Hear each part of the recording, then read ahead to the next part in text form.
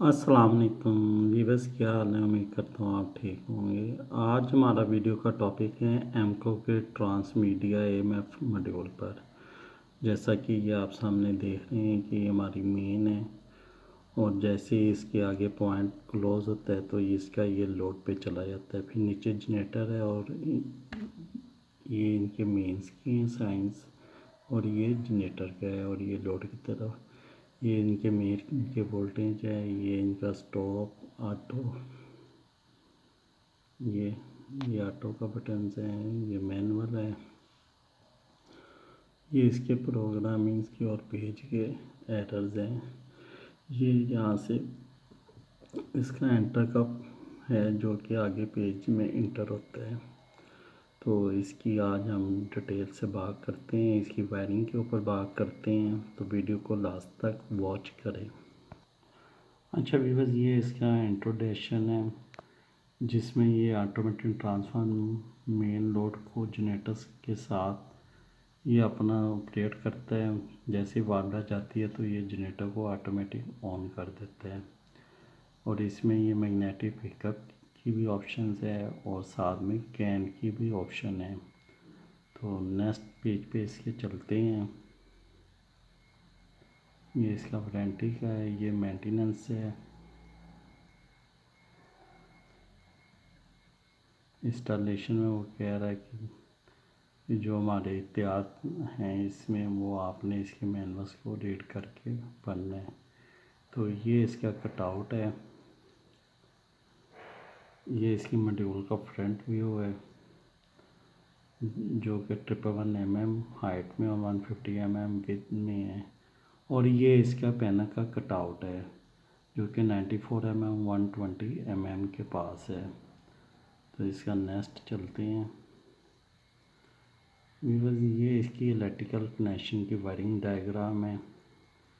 तो ये इसकी जो आप देख सकते हैं, ये इसकी सॉफ्टवेयर की, अगर आपने पीसी से इसका सॉफ्टवेयर करना है तो ये आप यहाँ से इसकी वायरिंग की लीड अपने कंप्यूटर के साथ अटैच कर सकते हैं, RS-232 और RS-485।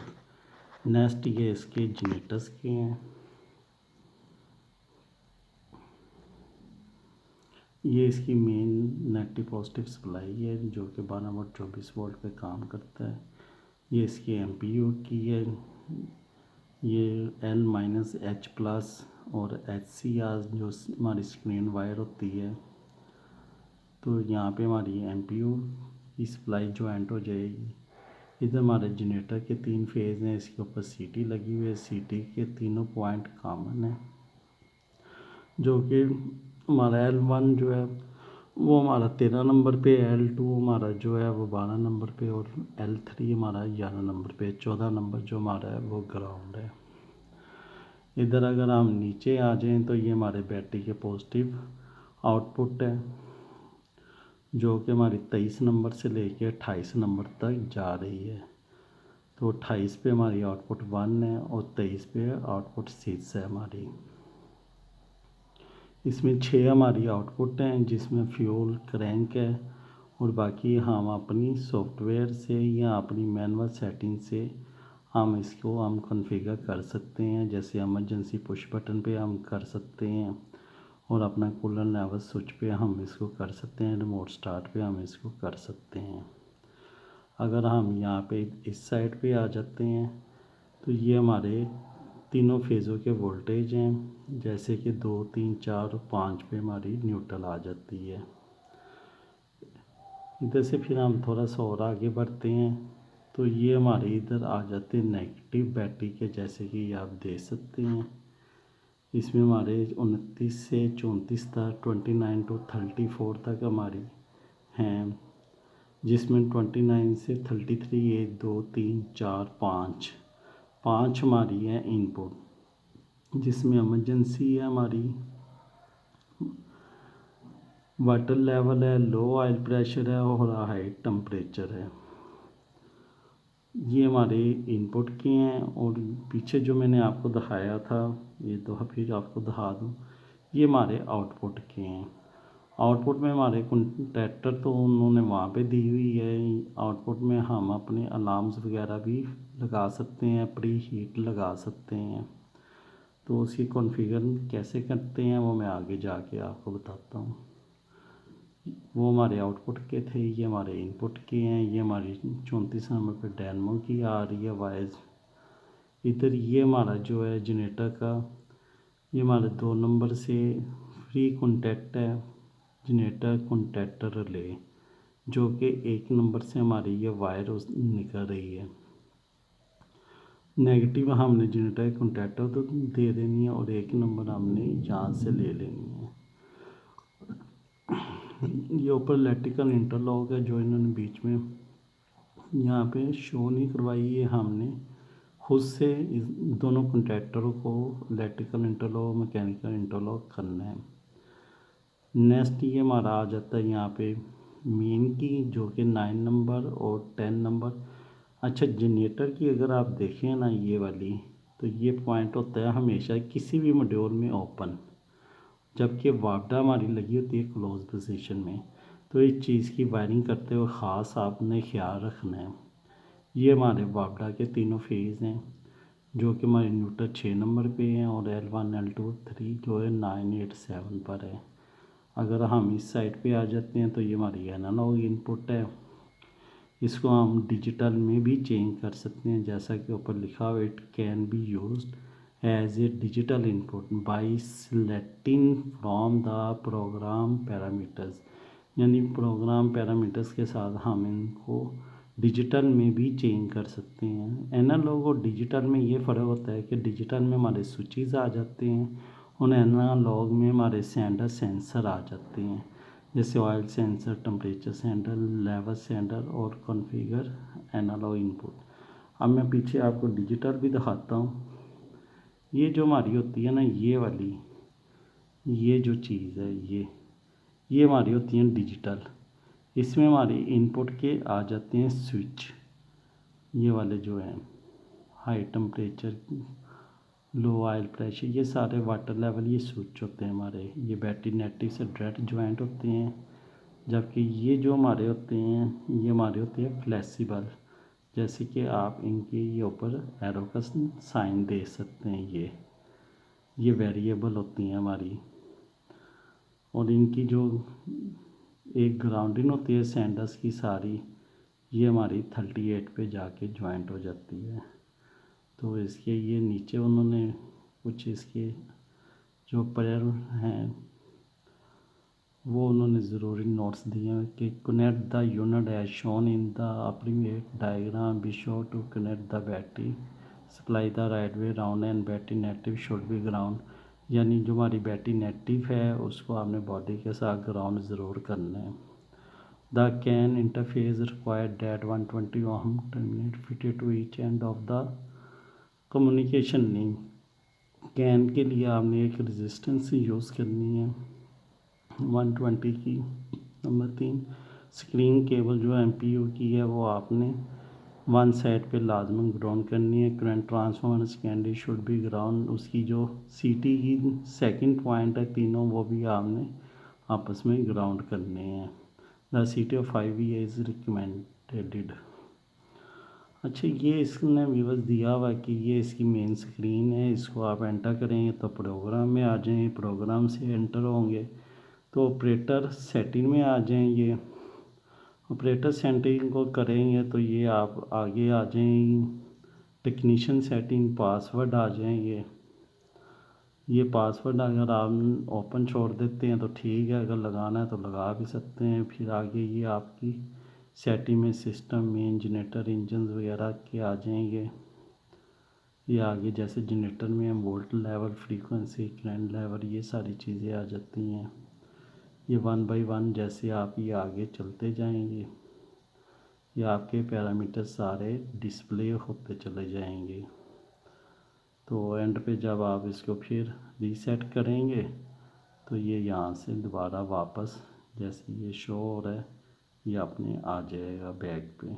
Press enter button confirm the change variable to assist from program in module. ये आप ज़रा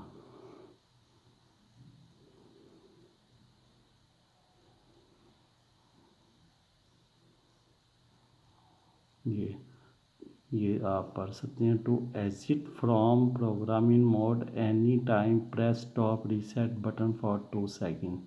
अगर आप इसका स्टॉप का 2 सेकेंड के लिए बटन दबा के रखेंगे तो ये दोबारा अपनी वापस इसी स्क्रीन पर आ जाएगा। तो अभी ये नेक्स्ट चलते हैं।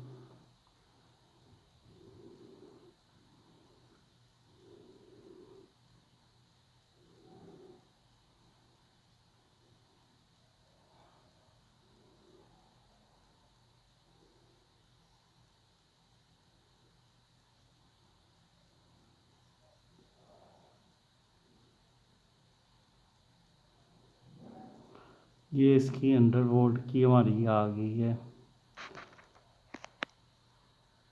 ये हमारे मेन की है, 2 इसकी अंडरवर्ल्ड की है, 2 ओवरवर्ल्ड की है, जो कि हमारी मिनिमम 60 और मैक्सिमम 600 वोल्ट तक के हैं।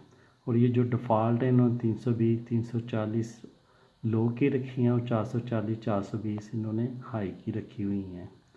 इसी तरह हमारे ये मेन की फ्रीक्वेंसी है जो कि इन्होंने मिनिमम 20 और मैक्सिमम 75 है, और ये इन्होंने डिफ़ॉल्ट यहाँ पे रखी हुई है। और यूनिट उसका भी था वोल्टेज का, इसका हर्ट्ज़ का हमारा HZ है। ये नीचे अगर हम आ जाएँ तो ये हमारा जनरेटर का आ जाता है। इसमें जनरेटर के हमारे शट डाउन, प्ले अलार्म, ये सारे आप ये दे सकते हैं और ये आप अपने हिसाब से एडजस्ट कर सकते हैं। ये आगे जनरेटर की फ्रीक्वेंसी के आ गई हैं, तो ये आप अपनी रिक्वायर्ड के मुताबिक एडजस्ट कर सकते हैं। ये आगे हमारे करंट की आ गई हैं सारी, या हमने कितना करंट रखना है।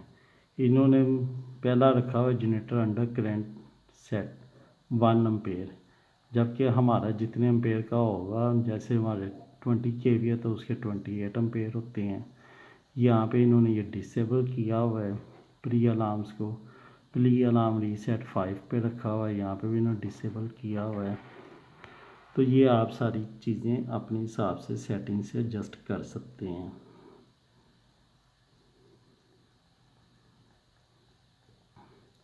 DIS का मतलब है डिसेबल।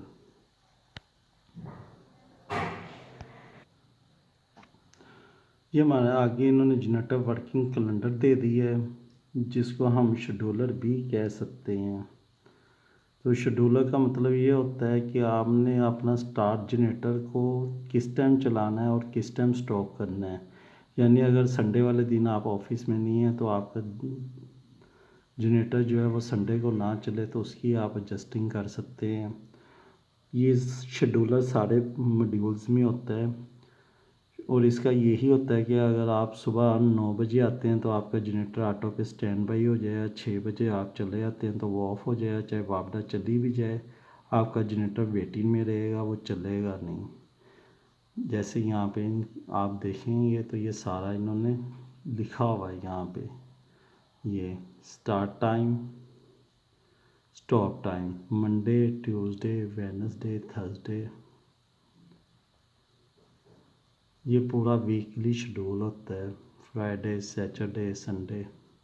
तो इसकी टाइमिंग आप एडजस्ट कर सकते हैं कि पूरा हफ्ता आपने चलाना है, हफ्ते में 2 दिन चलाने हैं, तो ये जनरेटर आपका काम करता रहेगा। यहाँ पे सिस्टम नेटवर्क आ गया है। सिस्टम नेटवर्क में सीटी रेशो ने 10,000 तक दी हुई है, डिफ़ॉल्ट 20 रखी हुई है। आपने सीटी अपनी रिक्वायर्ड के मुताबिक रखनी है। सीटी के ऊपर लिखा होता है कि ये 100/5 की है, 30/5 है, 60/5 है।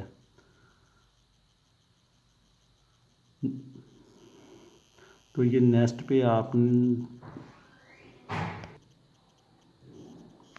इसी तरह ये इन्होंने पीटी का दे दिया है, एसी सिस्टम दे दिया है, फेज सीक्वेंस दे दी है, जनरेटर केवीए रेटिंग। ये आप अपने सारी इंफॉर्मेशन अपने जनरेटर्स की जो पैरामीटर्स हैं, जैसे केवी हैं, किलोवाट हैं, उसके एसी हैं, फेज सीक्वेंस आपने L1 2 3 रखनी है या 3 2 1 रखनी है। तो ये यहाँ से आप इसकी वैल्यूज़ को एडजस्ट कर सकते हैं।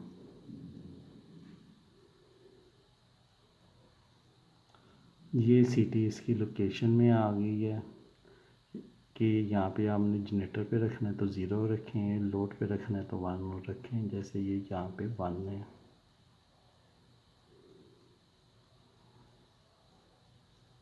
ये आगे इन्होंने टाइप्स ऑफ ब्रेकर दे दिए है। Generator breaker close contact type जो है नॉर्मली ओपन है, नॉर्मली क्लोज है, ये सारी इन्होंने दे दिया कि आपने ब्रेकर्स के कॉन्टैक्ट को किस तरह से रखना है। ये आगे लैंग्वेज वगैरह आ गई। उसके बाद डेट, ये इसका डेट एंड टाइम आ गया, year month day week hour minute second. या आप अपने टाइम के मुताबिक रख सकते हैं।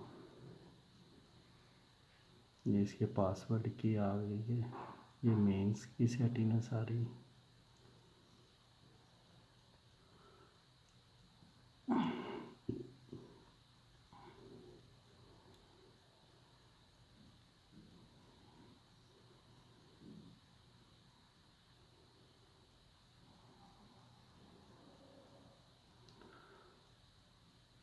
तो व्यूअर्स, उम्मीद करता हूँ आज की वीडियो आपको पसंद आई होगी। वीडियो को लाइक शेयर करें, चैनल को सब्सक्राइब करें, दुआ में याद रखें। अल्लाह हाफिज़।